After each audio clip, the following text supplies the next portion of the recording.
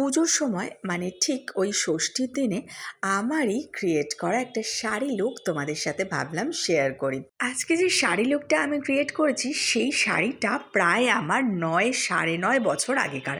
যেহেতু আমি শাড়ি বেশি পরতে ভালোবাসি না, সেহেতু এরকম অনেক শাড়ি এখনও আমার প্রায় নতুনের মতনই আলমারিতে আছে। কিন্তু আজকে ষষ্ঠীরও দিন ছিল, আর এই যে শাড়িটা, এই শাড়িটা আমার ভীষণ পছন্দের একটা শাড়ি। আমাকে কেউ একজন দিয়েছিল, আমার এই মুহূর্তে মনে নেই।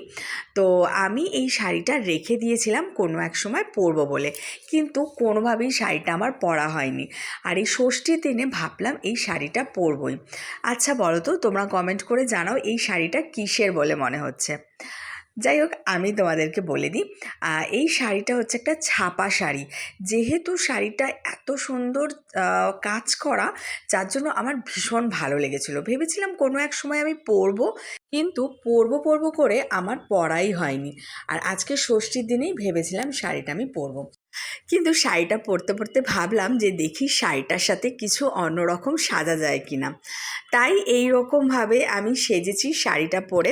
কেমন লাগছে তোমরা কিন্তু অবশ্যই কমেন্ট করে জানিও। আমি এর সাথে একটা পাল সেট পরে নিয়েছিলাম, আর হাতে পরেছিলাম কাচের চুড়ি। তো লুকটা কেমন লাগলো অবশ্যই কমেন্ট করে জানিও।